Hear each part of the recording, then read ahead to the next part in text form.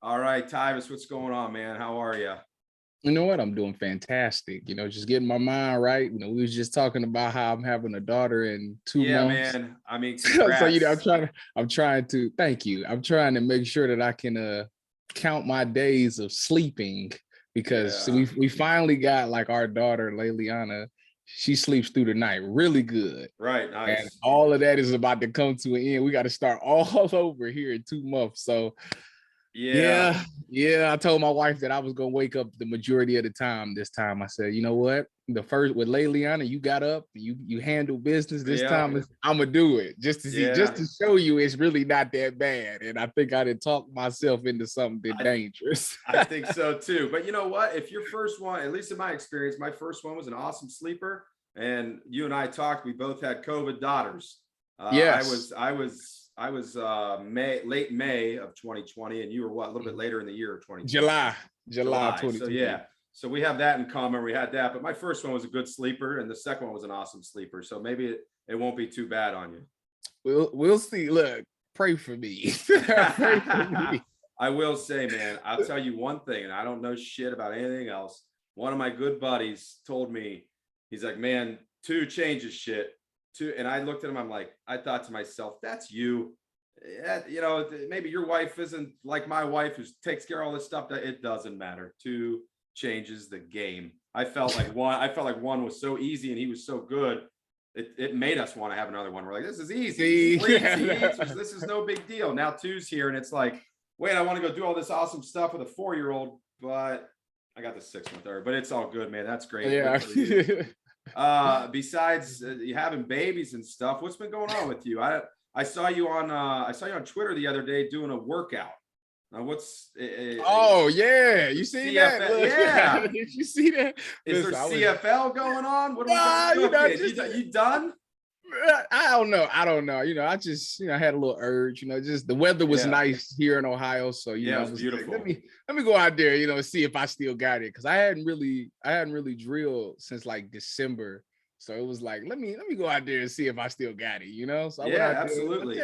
I tell you what, it's still smooth. Like Yeah. I'm definitely still a little rusty. Like, Yeah, but you're not old enough to have it gone yet. yeah, no, Nowhere yeah, it's close. still, You I still got it. I Yeah. definitely still got it. Like if somebody called me, I still would be very effective in the defense. So I that was love it, good to man. know. That was good to know. Reassurance. Right, absolutely. Well, it's actually a good time to kind of talk about that. Maybe that's kind of a good starting point, man. We're here. I mean, these dudes are going through the combine right now. We're watching them. Yeah. Living in Ohio and being such a big Buckeye fan and watching all this stuff, I see kind of what our boys go and do. And of course, they're showing out like we expected. But Yes. you had draft experience. I know that. Obviously, you entered the draft and everything. That process. What are these guys going through right now with this draft? Well, they in better odds than me. When I went out, I was the projected first Right. round like these receivers are. So right now, that's a good point though. I always think, and just from hearing coach speak and everything, that they give you guys, especially to a place like Ohio State, as much intel as they can to, hey, are you going to get drafted? What round? Yeah. All that stuff. So you went through that stuff and knew, okay, it's going to be right there and close. Yeah. So give it hell trying. Yeah, I was looking at third at best, but really a mid round guy. So, third through fifth is kind of where they had me slotted it at. And yeah, I went undrafted. So it was right. Yeah. The projections was wrong. Yeah. Now, it's funny too. You're prepping for that. Now you did a OSU Pro Day workout. Yes, I did the combine. I did so you did the combine in Indy? Yeah, I did Senior Bowl, then I did the combine in Indy, then I did Pro Day. So yeah, I did. I went through the whole. Yeah, you did. Absolutely. That combine has to be nerve-wracking when it's it was, like, but you train so hard, you got that one moment. It's almost like the Olympians when they have only their one moment, Yeah. So literally for me, we played our Fiesta Bowl against Notre Dame. I think it might have been, I don't know if it was a New Year's Day or the next day, something like that. Yeah. We played that game. I literally played in that game. 2 days later, went to training at Exos in Pensacola, where we got, about 6 weeks to train for the combine. But I had to take a week break because I had to go to the Senior Bowl, which that's at the end of January, I want to say maybe. So we had to take that break, did that for a week. That was nerve wracking because like the difference between that and the combine is that you actually are playing football. Like the combine is just t-shirt and ski and pants and just doing drills and stuff like that and running 40s. But the Senior Bowl is actually like football. You getting coached by NFL coaches. They watching you. All 32 teams are always there. They watch practice. Then at nighttime, it's like a big room where all the coaches grab you and you have meetings with them and they talk to you about what you want to be in the NFL and where they see you at and try to get to know you and stuff like that. So and cool. I mean, you're playing at Ohio State, and we're going to get to some of that. And you're winning national championships and Big Ten championships. So I don't want to make it sound like it's not the big deal or the big show, right? Because it's the highest level you can at the collegiate level with some of these programs here. But I would imagine when you flip to that Senior Bowl, then that was the first time it was like, this is a business now. This is no bullshit. Yeah. You know what I mean? Like, not that it was at Ohio State, but now you're going and it's like all the other guys, and it's people. For the first, it's like in college, you feel kind of protected, it's right? like, exactly. That's a good word. I know these guys. Like I done been here for 3-4 years. Like we came in together. Like these is like my brothers. When you go to the Senior Bowl, it's like I don't know y'all. Like this is the first time that you truly on your own and you representing yourself. And you got to make sure you move strategically and you got to think for yourself. At Ohio State, obviously they do most of the thinking for you. But there, after you leave, it's like you all on your own. You got to figure it out yourself. Right. Yeah. And I'm, the difference is you go to Ohio State or a big college like this, the coach, they're dying for you to come there. Those NFL coaches sent that Senior Bowl. They didn't ask you to come there. They don't give a shit about it. You perform, and that's it. You're just another number guy. You know what else I've always kind of wondered about the Senior Bowl, because it pissed me off this year, and a lot of high profile guys that are surefire first round picks aren't going to go and play themselves, because like you said, they're playing football, they're competing. Right. What about as far as, and this is, I like having this conversation because as fans are so out of touch with what I think goes on most of the time. And the point I'm getting at is, for the first time in a very long time, we got punched in the mouth by Michigan and lose to Michigan. Yes. Some of those dudes are down there at the Senior Bowl together, lining up against each other again. What do you think that's kind of real when you go down there? Or do you think most of these dudes are such pros that they kind of put that stuff all aside and they instantly just become, everybody's just there for a business? I think it's one of those things that, that's something that you deal with in college. Once you get to the professional level, you kind of dead it. Obviously you still joke around about it. Like I got a couple of guys that went to school there that I played with in NFL, and we joked about it all the time. Like that's just like, I beat y'all, I'm better than y'all. Like, but turn out they the coolest dudes you ever meet in your life. Like like some of my best friends is from there, like that I met in the NFL. So it's like, it was fun in college. It's a rivalry. Obviously, when we play y'all, it's still gonna be a lot of trash talking. But outside of that, it's no big deal to us anymore. Right, and that's what's funny, and that's the way it should be too. And the reason why I was saying like, it pissed me off is because I knew some of our guys were going against Michigan players, and the Senior Bowl's fresh. I mean, it's a month and a half, ain't that long a time. So I know there's still a bad taste in the mouths and everything. So I could see it kind of from both sides. But you bring up a good point with that.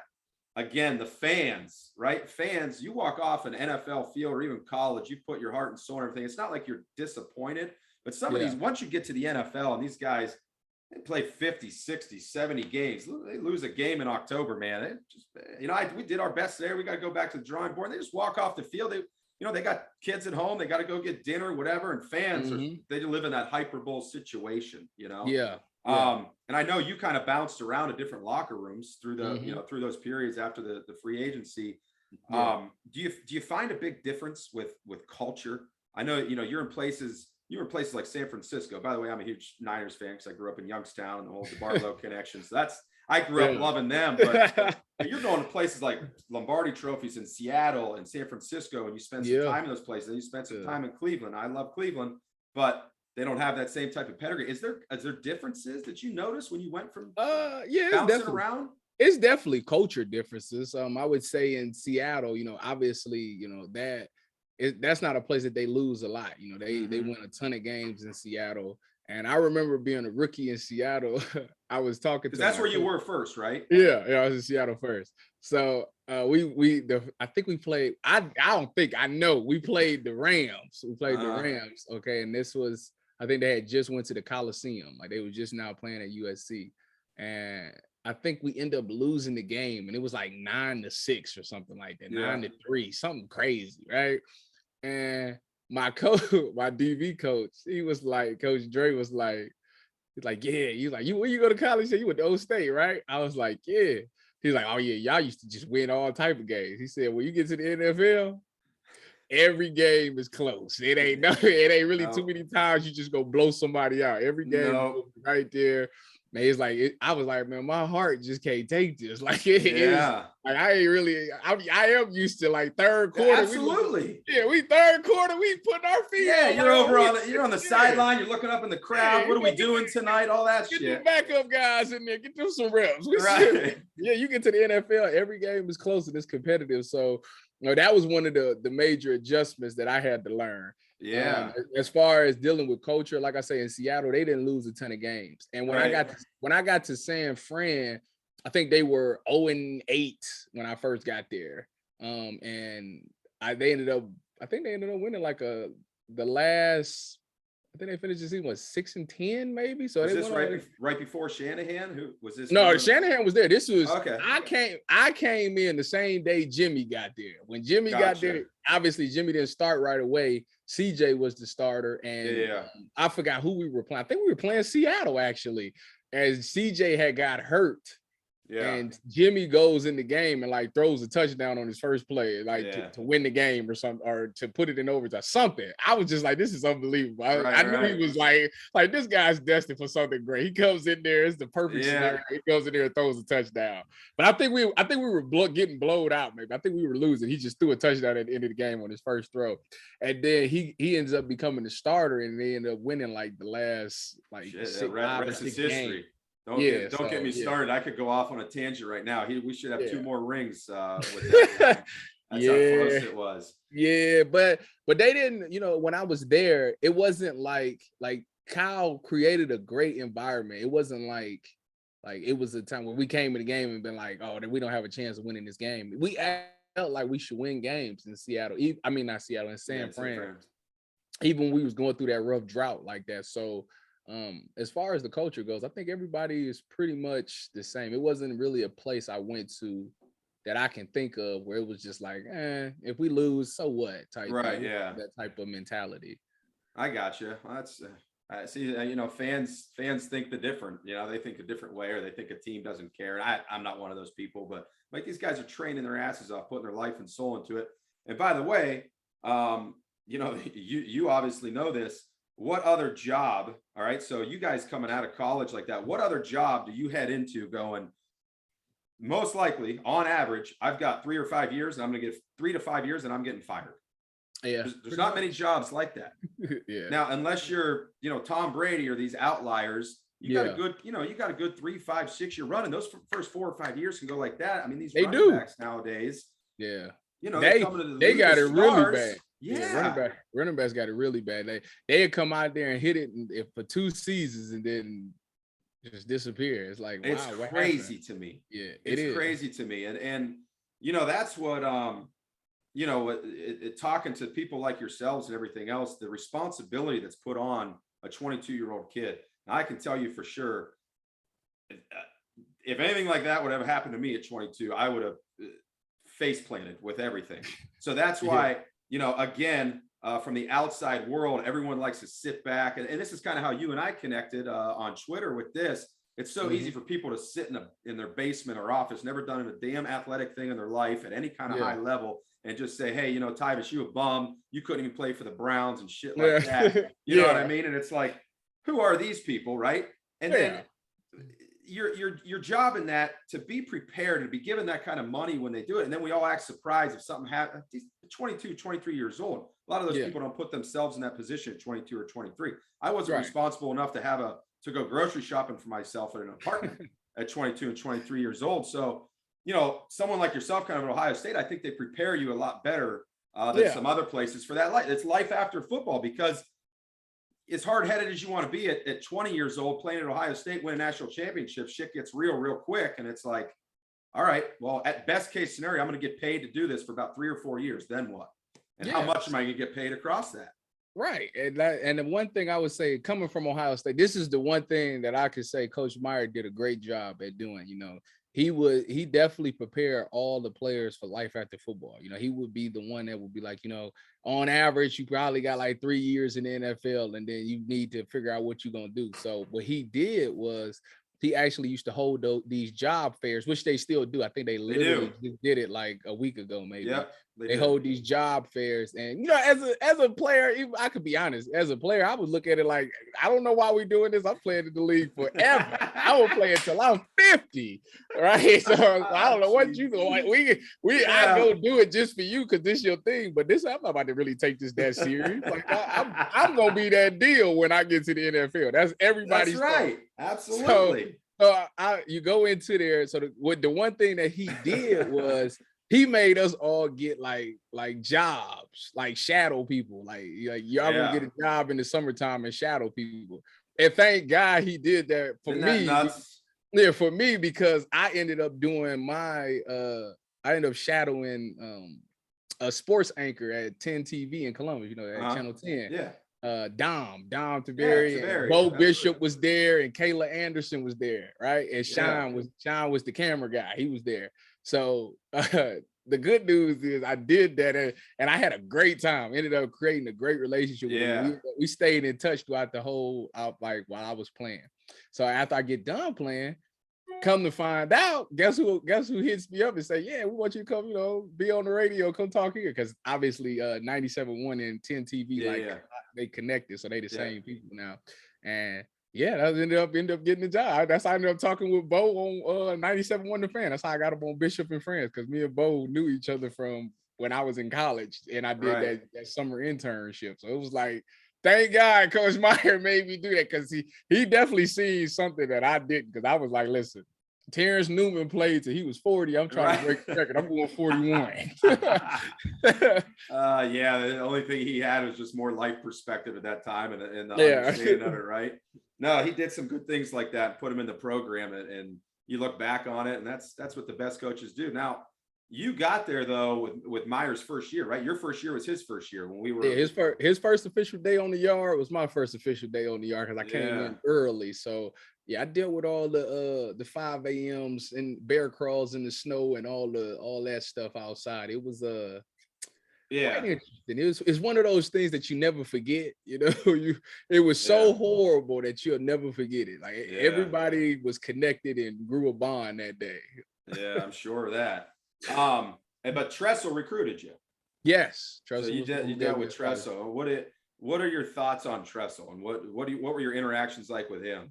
He's just a good guy, man. Just overall, just a really good guy. And it was unfortunate that I didn't get a chance to play for him. You know, it was me and him definitely grew a connection through my recruiting process, you know, where he just seemed like a genuine guy and just looked out for everybody's best interest. And I would have loved to have played for him. I hear all the upperclassmen used to tell me stories about him, and just how he made them think about things, and how he just changed their life. And I kind of was jealous, you know, that I didn't really get that opportunity. But I am 100% grateful that he gave me that scholarship offer, because without that, I don't think I would have been at Ohio State, because I do not believe Coach Meyer would have given me a scholarship offer. But he was sure leaning on you a couple years later.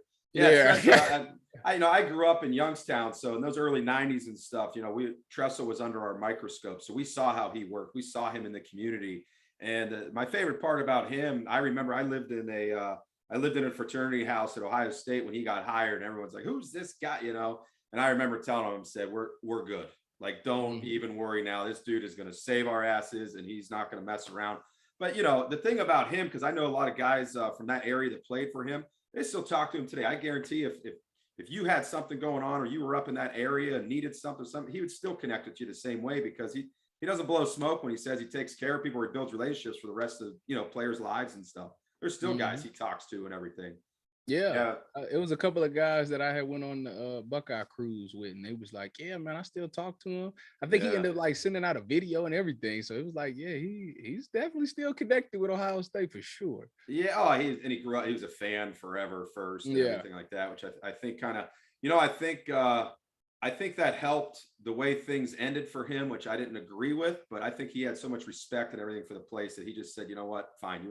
If I want to be you know, the scapegoat or whatever it is, I just go quietly because he has too much respect for Ohio State rather than making a big deal of it and keep fighting and all that stuff. So yeah. You see, um, they fighting to get them wins back. I know I saw Like, that. I said, I hope they do, man. I hope they do. How was Buckeye Cruise for Cancer? That's a big deal. That's a great thing. They raised shit tons of money. Yeah, they end up raising what 3.7 million, I think, Yeah, this year in the it's cruise. crazy, and it's a big party, huh? It is. It's a really good time. It's one of those things that, when I first got invited to it, in 2016, I think that might have been. I was like, yeah, gosh, I at this point I'm a rookie in the NFL. Like, I'm living out my dreams, and it's just like, Yeah, why would I do this? Like, but my wife was like, she convinced me. She was like, yeah, let's just do it. Let's go. It might be a good time. Everybody like told us about it and the events, and it was like, it's just a really good time. You'll yeah, really enjoy yourself. Just go. Like, just try to connect with people and stuff like that. So I'm like, okay, what the heck? Plus, at this point, I've never been on a cruise before in my life. So I'm like, yeah, let's go see what this is about. And I go, and it was like the greatest thing ever. It was just like I got to meet these people that survived cancer and just hear yeah, their stories and stuff like that, and just have a good time with them. Like, they was just like, it wasn't overwhelming. Obviously, it being your first, everybody wants autographs and pictures, but to yeah. me, I never was a guy who would like not give somebody a picture or not Right. sign an autograph for somebody. Because I was one of those people that was like, one day you might not want it. So I'm gonna make Right. sure that, I'm gonna do it while my name is high. Let me go ahead and sign it and enjoy these moments, because it's not gonna last forever. And just like, still to this day, like, some of the people that I've met on that cruise, like, that I talk to still to this day, it was remarkable. And I'm forever grateful that I can be a Yeah, part of that. It's just, I finally found something in life that's bigger than Tyvis Powell. yeah. It's That about, changes you, yeah, dude, it's just for the best, man. and you can turn around and tell your wife she was right. Yeah, which that's we all they which we love got to to do hear. that more They often. love to hear Yeah. that. Yeah, man. No, that's a great thing. I've talked about it on my podcast before. I lost my mom when I was 20, a freshman year in the dorms, to cancer. My sister was in her 5th year at Ohio State. She came over to my dorm room to deliver me the news, kind of like what we had found out. So Yeah. cancer is very close to my heart. I kind of do a thing on the side for her now. I've been part of a charity board for the last several years. We raised several $1 million over like a 10-year period. So really cool stuff. But the same thing, you get inspired and you meet these people, and it's like, how am I going to get mad that I'm going on this trip this weekend and I'm all bent out of shape because the weather doesn't look nice? Like, or a day-to-day thing. It helps you with that stuff. Like, well, I'm all pissed off about this, and I just talked to such and such last week who's probably going at their chemo treatment. Right. You know what I mean? Yeah. How am I going to get pissed? How am I going to get pissed off about something? It put things in perspective. Like, Yeah. man, like, I am worried about football, and these people worried about like their life. So it's Yeah. like, how many of those have you been on? I started in 2016 and There you haven't go. stopped going since. So 6. Awesome. Yeah. No, that's really cool. And you'll continue to do it and meet new people. And then when you come to a place like Ohio State, you never want to quit with the ties in this city. I mean, there's too many people here. There's a lot of jobs. There's a lot of opportunity to keep up that networking.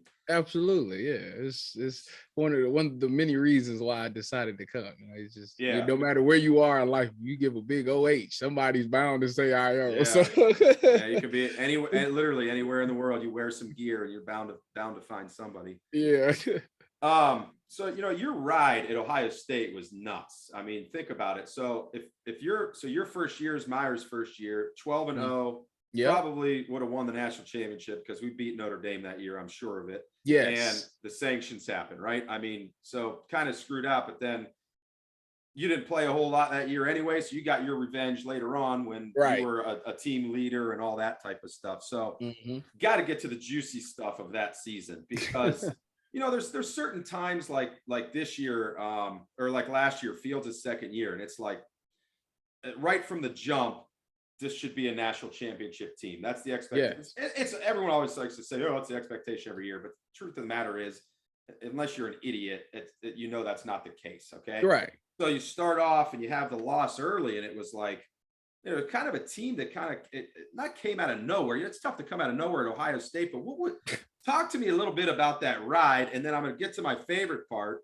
because I know how close you are with Cardale, and through that time, and you're living with that dude. To have that dude just explode on the scene like that had to be just wow. So start from kind of, I don't know. Let's talk about kind of the beginning. What did you guys start to feel something kind of midway through? A couple special wins, or how the hell did that happen? So obviously, let's just take it from the top. Braxton goes down in training camp. Yeah, that's the biggest shocker, because it's like, man, like we need that guy. Like right. that man is somebody special. Like he's a legend. We definitely need him. So at that point, you're like, all right, well, we just got to figure it out. We got to figure it out as the season goes on. And JT goes out there and he starts throwing the ball, and he wins we play Navy. He ends up beating the Navy. So I'm like, okay, we got something going. He made some plays. I think the very next week was the first home game, and we played Virginia Tech, and we ended up losing that game. So it's like, oh man. Yeah, like, cause it was like the offense struggled. Like it was bad. You could tell like JT was like, what is this? What is Virginia Tech? I have no idea what to do. Yeah, they were coming at some guys like crazy. He was like, I've never seen this before. Like, I don't know what to do. So does he actually say stuff like that? I mean, you guys are JT? I just talked to him like a couple weeks ago. We were talking about this a couple weeks ago. He's like, I literally don't. I've never seen this before. I don't know what to do, type thing. So yeah. And JT was young at the time, so they definitely threw some tricks at him, and they tricked him good. So we go through that, and then you hear the media, you hear everybody on social media. You hear the fans, what we were talking about earlier. The fans, it's over with. They had a good season. I'm like, it's only game 2. Season's over with. Blah blah blah. So we hear that. I would say that the turning point of that whole season, I still say this to this day, that the turning point was when we played Penn State. Yeah. Because we went into double overtime, I believe. And it was just a refuse to lose. Like it was like you could tell, like absolutely there was a will. There's a different we gonna will. find a way. Like it's not gonna be pretty every game at all. But by God, we gonna find a way to win this game. I don't care what it takes. Whatever it is, we gonna figure it out and find a way to win the game. And that was that Penn State game. We won in double overtime in their place. I think that was the turning point, because it was like some great competition. It went down to the wire, and it was like JT was a little bit banged up. Yeah, JT, I think he ended up spraining his MCL or something like that, and couldn't really run, and he ends up still running it in for the game touchdown. I'm like, you got to respect the guy like that. So from that 100%, moment, he earns everybody's respect when they back to the locker room. What was it like going in there? Where? Into Happy Valley. That's the real deal, huh? That's one of the best. That's probably one of the best atmospheres in the Big Ten. I mean, you feel it's a hostile environment. You really feel like when we come to town. Yeah, sure. Yeah, it's like all I got is my boys, and they really hate us. They got the air horns at 6 a.m. blowing and waking you up in the middle of the night. They got the white confetti stuff falling down. When you come out the locker room, they are literally right there talking trash to you. It's like, okay, like you gotta go somewhere mentally to get through a game like that. Something like that though, it's got to be one of the best times. Of just like you said, it's only us. Like you go in there as a team with your brothers, and you're like, it's kind of a cool thing too, right? It really. I tell you what I've grown to like is I actually like road games more than home games. Like don't get me wrong, I love the shoe. I do, though, 100%. Like our fans is unbelievable. But it's something about being on the road and being like being hated. Like all I got is my teammates, and I cannot let my teammates down. So that's where my mind was at. Like I'm gonna do whatever it takes to make sure my teammates like we good. Yeah, absolutely. What's that locker room like afterwards? I mean, it just after we win? Yeah, that had to be it's a party. It's a big party up in there. You might even get Coach Meyer dancing if you go. Good enough. Now you get back to Columbus that night. You know, that was a night game, I think. So you guys, it was a lot of games that we got back at like 3-4 in the morning. Yeah, you're done. And the next day we got to still get up and come work out and go through watch film and have a little 10-period practice. It's a grind. It was a lot. Yeah. So you come out of that, that's the turning point, and now it just it starts to roll. Yeah, you just see if you get a group of guys who just refuse to lose, and every game we went into, we just found a way to win. And then obviously we get to that team up north game that season, and JT went down, and that's like. So hold on now. So you're living with Cardale at the time. I am. You guys are still best friends to this day. Me and Cardale was so we when we first came down, because we came down early. His dorm was across the street from my dorm, and him being from Cleveland and me being from Cleveland, that's kind of like, all right, we gonna hang out. So you guys didn't know each other from like Pop Warner or anything like that? No, really? No. I knew of him, but I didn't know him. Yeah, gotcha. We didn't truly connect until we got to college. That's cool. And, so him being from Cleveland, me coming from Cleveland, it was like, all right, we're gonna hang out together and stuff like that. So yeah, it was me and him got lost our first day on the yard together. And I remember him pulling this map out of his pocket. He had like this big He had this big North Face coat on. I'm like, Cardale, I'm like, bro, I'm lost. I don't know where I'm going. He said you lost, and he dig in his jacket and pulled his map out. And I'm like, really? He's like, look, bro, I got you. This is what we gonna do. We gonna figure it out. Because nobody had any idea on campus who he was either. He like, look, I'm lost too, but we gonna figure it out. Shit, that's good. Yeah, so me and him ended up connected there, and then from that moment on, we went into the athletic dorms, because when we first got to college, we were actually in the honors dorm with like all the smart kids, all the engineers and stuff like that. We was with them, and when we got to the summertime, the athletic dorms became available, and we ended up rooming in there and roomed throughout the rest of our college experience. So. What was he like after his famous tweet? I mean, because again, from the fans, he took it. He was taking stuff on the chin from a bunch of people that have no idea who he is or no idea about anything. Cardale, so it's hard. So Cardale was after he tweeted that, I remember I was with him. We was walking down the street, and he had put the tweet out, and he's like, yeah, man, I just put this tweet out. And I just was like basically saying that. We ain't come here to play school. Classes is pointless. And I looked at him and I said, you did what? I was like, I said, you said what? He was like, yeah. And then it was like immediately his phone started blowing up, and they was like trying to get in touch with him. I'm like, people are on that shit. Yeah, you done messed up. You might want to delete that. You done messed up. So yeah, he went into a little hide at that moment, but he got in trouble for it, but it was, what are you gonna do? Now it's legendary. It's fantastic. Yeah. Hey, kids do some fun shit like that. So JT goes down. It was in the second half, wasn't it? I think he had like the whole fourth quarter. Or something. I think it was I want to say it was either late third or early fourth quarter. He went down. What do you say to him when he didn't have to really light a bunch of stuff on fire in that game? I mean, you hand it to number 15 and kind of let him go to work. Yeah. What do you say to him during the game? Who, Cardale or JT? Yeah, Cardale. Cardale. So I think Cardale's first play in was like, they call like a quarterback blast or something. Like I think it was like 3rd and 1 or something like that. And I'm like, oh, he good. Cardale like 300 pounds anyway. So I'm like, this should be good. And Cardale, he didn't get it. And I looked at him. He was like, I ain't gonna lie, I had them little jitters. That was first snap jitters. I was a little nervous. I ain't gonna lie about that. Yeah. I'm like, here we go. So anyways, they ended up calling some plays, and he ended up doing a couple of things, and it came down to that 4th and 1, and they ended up giving it to 15, and we took it to the house. So we ended up getting out of that. But the thing about Cardale is, like, a lot of people was nervous because they was like, is this guy gonna really help us win the Big Ten?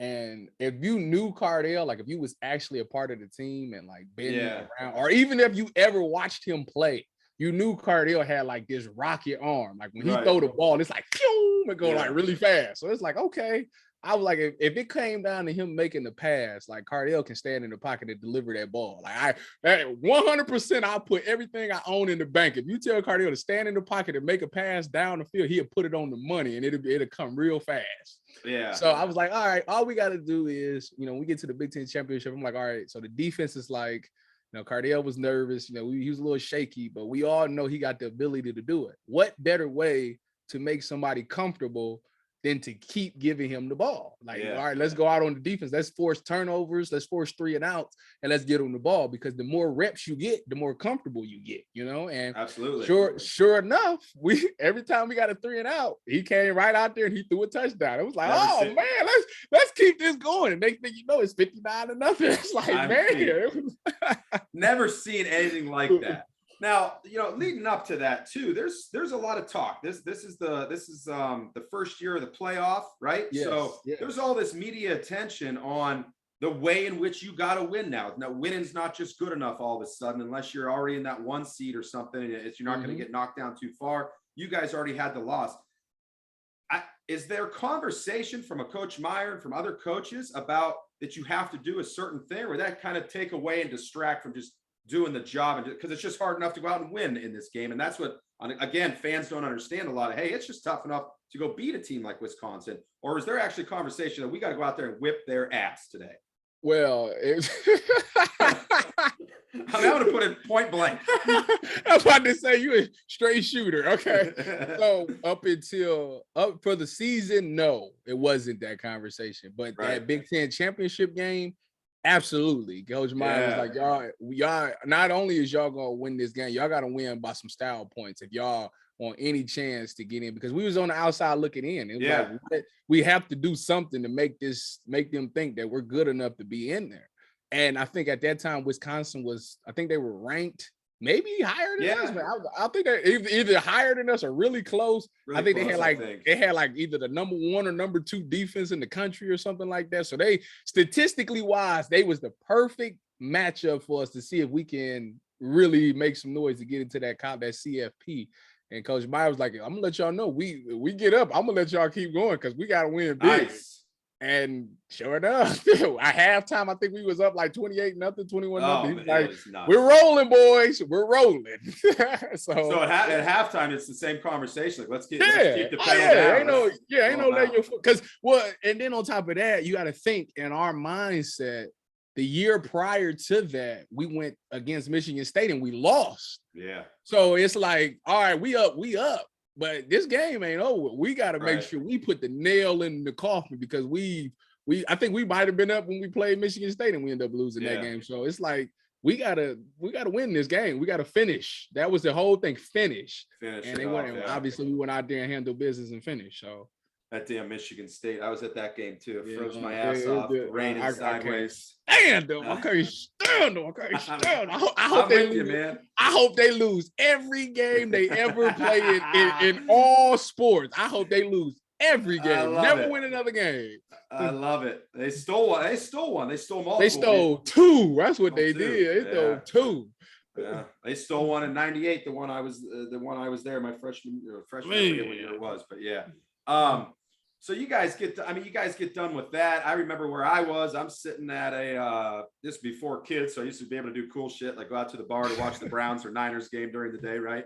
So I went to the bar, get our seats and stuff, and we're just kind of waiting for the show, and it happened. Of course, the bar goes ape shit. You guys see now you got Bama now. Yes. What's that pivot like? What are you thinking when you first heard it? I mean, you got what you asked for. Now you said if we go in there and do this, we're gonna get our shot. Well, when we got in, the first initial reaction is, oh yeah, that's all we need. Thank God we got a shot. It was a lot of celebrating going on. And once when we seen it was against Bama, it was like, okay, this is Coach Say. They're doing Saban versus Urban, which everybody in the world want to see anyways. Right. So obviously you hear about Bama. They the big bad Bama at this time. They win national championships, or they even go to it all the time. So it's, you boys don't stand a chance. Like, I guess the CFP was like, y'all wanted to get in, huh? Well, let's see how good y'all really are. Let's put y'all against Bama. That's the way it kind of came off to us. And Yeah, I just remember going in and watching tape. Initially everybody's like, all right, it's Bama. Like we gotta be on our A game. And then we just keep watching film, and it's just like, hold on, wait a minute. They really don't seem like they that nice. Like we got people on our team that's good. I was just too. gonna say, when you got Yeah, Zeke's and Bosa's on your team, it's like, hold on. Well, Like, maybe they better watch some tape. Yeah, like historically, y'all been that deal, but it's like we got some dogs on our team that y'all got to worry about too. So it's like when we go as a defense, all you hear is about this SEC speed, all that. And I start thinking to myself, like, there's some fast dudes on our team that I go against every day. So it's like, I know ain't no way they faster than them. I was going against Dontre and Jalen and all that. I'm like, ain't no way that y'all that much faster than Devin them. Smith. Yeah, so we get to the game and I finally match up to him. It's like, I can handle this. It's like, y'all ain't that fast. Like, wait, is there that kind of feeling right away when it starts? Like, all right, it's like, hold on, let's find out. Let me see something, because I like, hold on, I'm a dog too. Like y'all gonna respect me too. Like that's what everybody was like y'all nice, but y'all got to deal with me as well. So I got up there like, let me see how I match up. Go out there, test the waters the first couple of plays. Like, y'all ain't nobody special. So that's where, and you get your confidence like that. It's like, oh yeah, we really about to win this game. Let me ask you this, because the fans obviously bring a lot of that in, but it leaks into the players. They're talking all this SEC, all this crap, and we listen to it. We can't stand it. You guys are the day of, right? I don't know what are you guys doing the 5 hours before the game? Because as a fan, we see, I know you didn't probably like it, but Michigan State wins. Wisconsin goes and beats an SEC team after you guys whipped their ass 59-0. Did you guys kind of see that stuff going on? That there, that's what, and Coach Meyer addressed that. He was like, hold on, Michigan, because Michigan State ended up, I forgot who they played, but they beat somebody in the SEC. I think Wisconsin beat Auburn.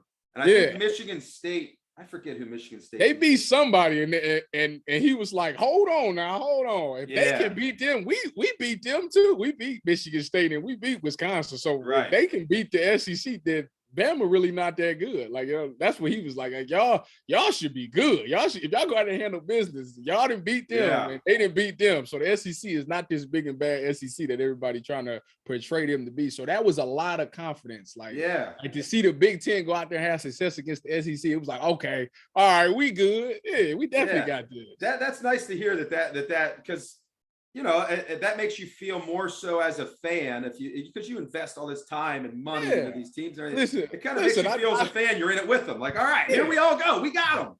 I do Bishop and friends with Bo Bishop, and he's a huge advocate for that. The SEC is just dominant. It's just like they not what you think they is. Like they got some nice players, and some top level. Yeah, they got some talented players, but it's like at Ohio State, as he would say, well, Ohio State is just the SEC school in the Big Ten. That's all it. Well, whatever the case may be. Whatever the case, it doesn't. Big Ten. It's like pertain to Ohio State. It's like, hold on, I see the same talent that they got every day with being at Ohio State. So it's not a shocker to me. That's what it like. For some people, they might see the name and be overwhelmed. Like, oh man, I ain't never seen nothing like this before. But at Ohio State, it's like, I go against it every day. I go against players like this every day. So it's not nothing new. No, I'm with you, man. I always say it too. I'm like, listen, the blue bloods in this area. I mean, Ohio State, Michigan, Penn State. I mean, those are just, I don't care who you are in the SEC. Sure, they'll come up here and probably have their way with a lot of the teams, but you want to have a season where you go play at Happy Valley at night and up to Wisconsin when it's snowing sideways and cold, you're going to have your hands full. I don't care who the hell you are coming from anywhere. You're going to have your hands full. For sure. And everyone, I got to get the SEC fans, like they would just come up here and just roll, Big Ten roll over. Fuck that stuff. It pisses me off. No, I was at that Bama game, man. And when I was saying as a fan that day, I stayed in the hotel attached to the Superdome there. So it was all Bama. We were at like the Bama band and the Bama dance team, which were nice. And we're in the hotel and we're kind of partying. We're watching all those games. We're some of the only Ohio State fans in there. So we were doing Big Ten chants and stuff. And it changed us as fans when we went in there into the game. We were like, all right, all these other Big Ten teams are winning. Why not us today? Yeah. Oh, man, it was so fantastic. I was row 2 for that. Steve Miller came right in my lap. I was row 2 on that Good pick. old Steve, man. That's cool, too. I mean, guys like that, that it's a team, and I get that, but you're not tight with every single player. You can't be. It's not the same groups that hang out playing video games till 1 in the morning, whatever you're doing, or partying together. There's cliques just like anything else. But absolutely, when you do something like that, you have a different bond with forever. Isn't that crazy? Forever. Yeah, listen, you lose 2-3 games. Yeah, it's like whatever. But then whatever. you win it all with somebody, and you see the sacrifices that they made, and absolutely you go through with them in the offseason. You bonded forever. Like no matter what, I got they back for life. Like, it's a for life thing. That's a pretty cool thing.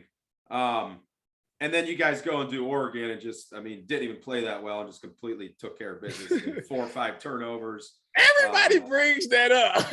Well, it wasn't good. It wasn't good for a while.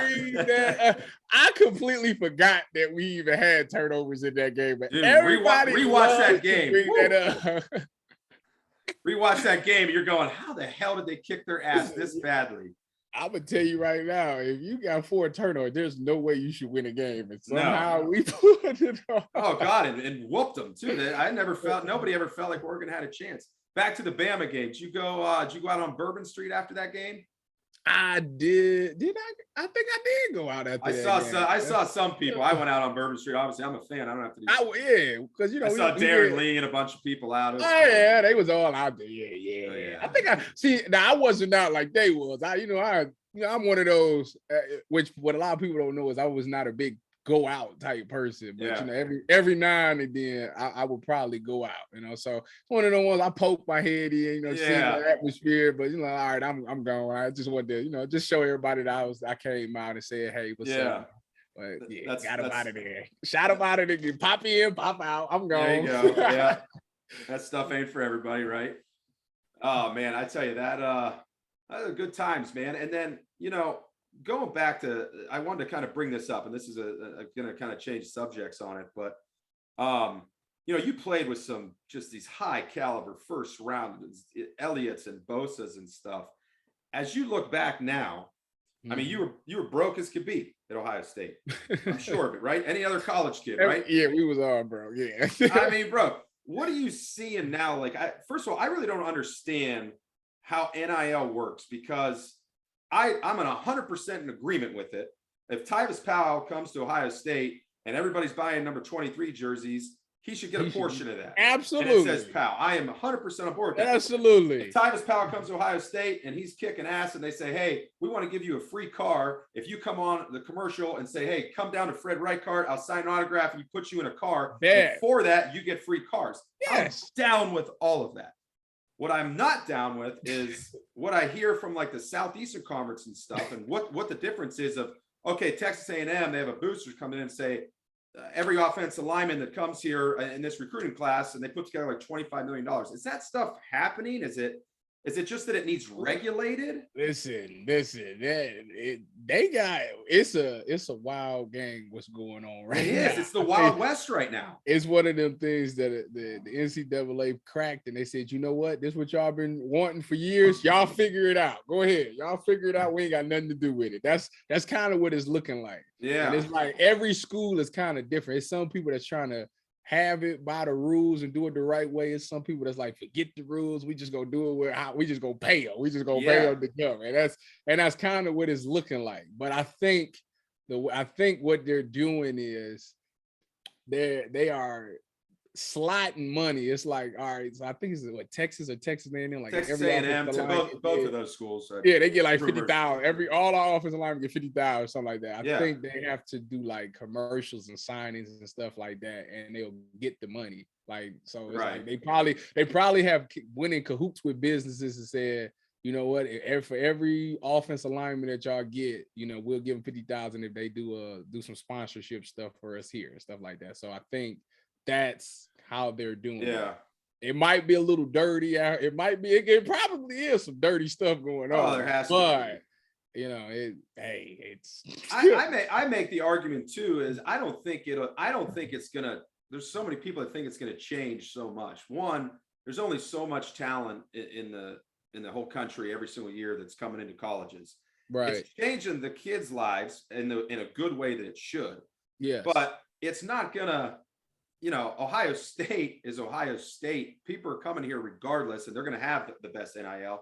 Alabama, Clemson. Now maybe it rises up some of the people that have been lost for a long time, like a Miami, Florida, something like that, because now they can just legally come out with it and say, we'll just pay you all. But still, you've got to have the proper coaches. You got to put a team together. You got to have that culture and all those things, or it doesn't make a difference. I still think it's the same programs getting the best players. The same programs are going to be, or the programs that are doing the things that make you successful will still be there in the end to make them successful, right? Right. Starts with a coach and a culture. I think it just, the way I look at it is it depends on what the kid is trying to accomplish. Are you in college? Are you coming here to go to the NFL? Are you coming here to receive great coaching and go be able to play on the field and be in competitive games and show your skill level?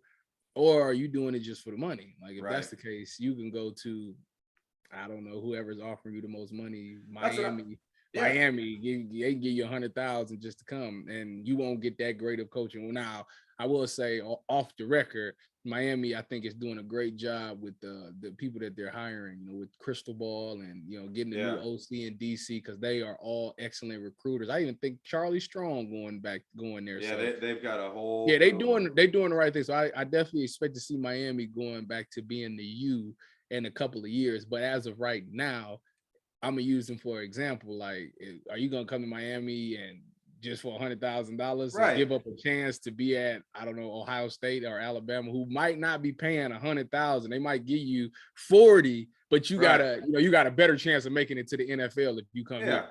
Maybe I'm naive about it right now, but I see kids committing to Ohio State without a darn thing yet promised, and they're just coming here based on they're going to prepare me the best for life. They're going to, Ryan Day must be selling that with his staff, and they trust it. Somebody asked me, they was like, if with the NIL was a thing back when you were being recruited, would the money have made you change your mind? And I said no, because I was dedicated to Ohio State since 2002, and I wasn't gonna give up my dream just for a couple of dollars. Like, that doesn't like I'm gonna make money at Ohio State. It might not be hundreds of thousands of dollars. If I play well and do what I'm supposed to, it will. But if not, like, I'm still gonna get some great coaching. I'm still gonna live out the dream that I had as a child. So that's kind of where my mind was at. Any and it's not saying thrown under the bus, but people be getting paid or getting stuff at Ohio State since the beginning of time. That's allegedly. Well, I mean, I went to college there for about 6.5 years. So I saw a lot come through, but I can speak for myself. I didn't receive a penny. Yeah, you're like, God, they didn't give me a dime. They gave me a scholarship. That's it. But that's something, a lot of people will like to look on an outside, just like Big Ten or Ohio State fans will do, just like I did as we've been talking, like, down there in the SEC, they cheat. So people have been saying the same thing about Ohio State, like they think it's a constant thing. You were there 4 years. Did you have experience with any players in the team ever go through? Was it ever a conversation with any boys you were tight with or anything, like, such and such approached me and gave me cash or this or that? Or is it just a bunch of broke college kids like the rest of us for the most part? No, it's a bunch of broke college kids. Now, some people obviously some people got some money because they come from, they background. Sure. For the most part, no, it's a bunch of broke college kids. Ain't nobody really getting no money like that. I know. I think through all those years, everybody thinks, Myers teams back then. Everybody's, Ezekiel Elliott's getting a bunch of money. Bosa's getting a bunch of money. Me personally, I didn't experience it. I didn't see it. I tell you, Cardell didn't get a dime. I didn't get a dime. Cardell's getting his now, and he should, man. He's a legend around here, and he's smart. He's always cashed in on on that run. I mean, he became a legend overnight with that game, and then the run. I tell you what, Cardell says he's making an NFL comeback. So I think he's going to be really. If I remember correctly, he said that he was going to throw at OSU's pro day. So. You heard it's announced here. You're telling everybody Cardell's coming back to the NFL. I heard you. That's what he said. I love it, we'll see. Yeah, we'll see. No, man. Yours is next, right? I see you doing drills and everything. You don't know. I just, right now I'm just taking it one day at a time, just maximizing my days. I'm still in love with the game, and it's funny because as I drilled the other day, I drilled back-to-back days. I drilled Saturday and Sunday because it was like 70 degrees. Yeah, so it's awesome. I went out there. The first day, Saturday, I was on grass, and then the grass was kind of still wet. Mm-hmm. So like I had to make sure my pedals was good. Like I had to, when I broke, I didn't want to slip and fall. I actually got a video of me coming out my break and I almost fell. Yeah. So it made me take it, like do my drills at like a 75%. Now Sunday I was on turf and I was full speed and I was like, all right, listen, I still got it. I'm a little rusty. Everybody that's listening, I'm rusty. But you give me about a week and a half of constant drilling, I'll be back to where I was. That's it. That you can see that I still got it. But it's just like a step off. It's like a step, but I can get that step back. It's like conditioning and getting your body back in that movement.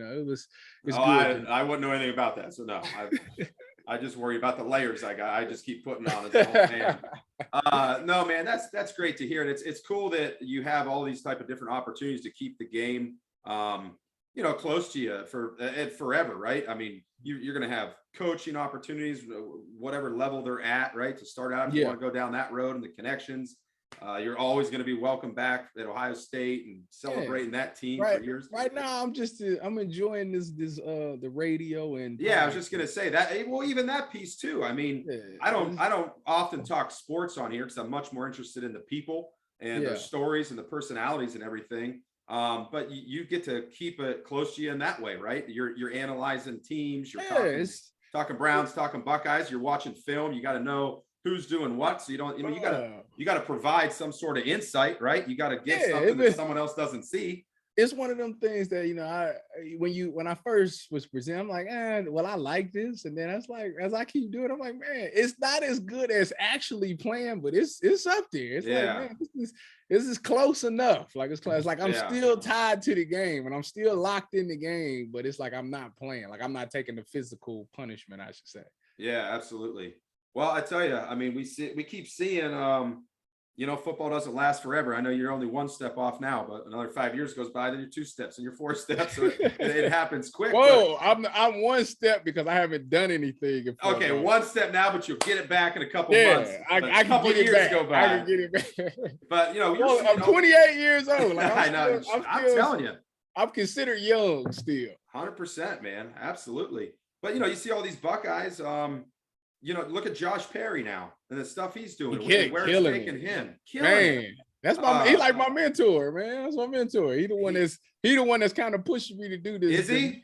Well, he probably sees it in you too, man. I mean, part of the reason I reached out to you and we started talking is, I'm a fan, so I'll look and read different articles. And my entire time in Ohio, or your entire time in Ohio State, me and my one buddy would always laugh at your interviews and stuff. I would just look at you. I'm a little bit older. And I'd be like, man, this kid has like perspective and he's having fun doing this. I mean, he just jokes with the media and laugh. And I remember all the Cardale nicknames and stuff and all that fun stuff. We still call Cardale Young Dale to this day when we see old tapes or highlights. We say Young Dale. So you got the charismatic stuff for it. You've got the personality for it, man. So I'd keep pursuing it if I were you and follow some of those guys, but don't give up on the dream yet. Get to those pro days.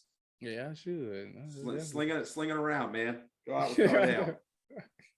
No, but tell him, let me hold on. Let me show you something right quick. Yeah, it's all. How many scouts gonna be there? Oh, hold on. Let me show you something. Let me put these clicks on right quick. With 28, you got years left. There's guys playing in there. They're 28.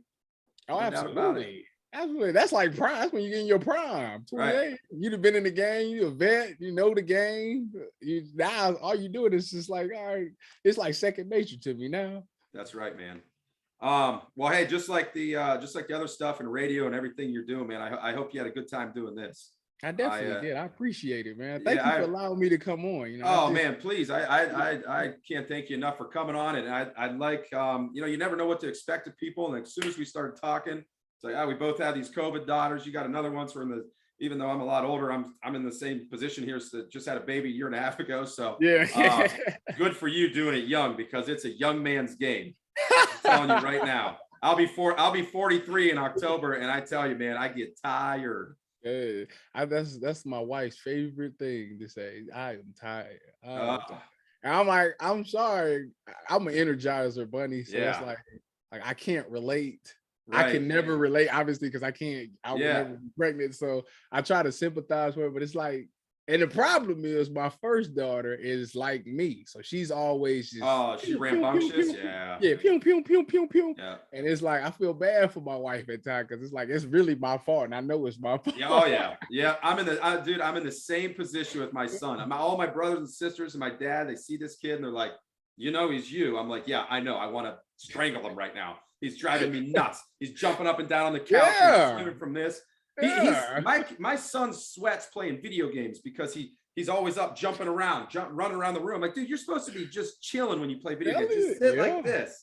So no, I know the feeling, man. But God bless you, man. Good luck with everything. We'll stay in touch. Look me up sometime. You come to Columbus. I hope Absolutely. I hope we get some other people on from this. And yeah, man, keep doing what you're doing. I'll be listening to you on 97.1 when you come on and everything. And wish you the best, man. Yeah, I wish you the best. And we will, we'll connect again. But again, I appreciate the heck out of this, man. It was fun for me. Going back down memory lane as a fan, it's a fun time because some of those times, even in college, I mean, I was my 4th year in college. I was in Miami and saw that game live, especially with my boy Tressel up there. So I've had some good days because of guys like you, man. So it's always good when fans get to connect. Definitely is some good days at Ohio State. Being a fan at Ohio State is some great days. Absolutely, man. Many more great ones to come. We got the we got the ship going in the right direction. That's for sure. All right, man. Well, I'm gonna let you get out of here. Have a great night. Enjoy that little girl and your wife, and I'll talk to you soon, man. Thanks. Same to you and your family. All right, buddy. We'll be in touch. See you, man.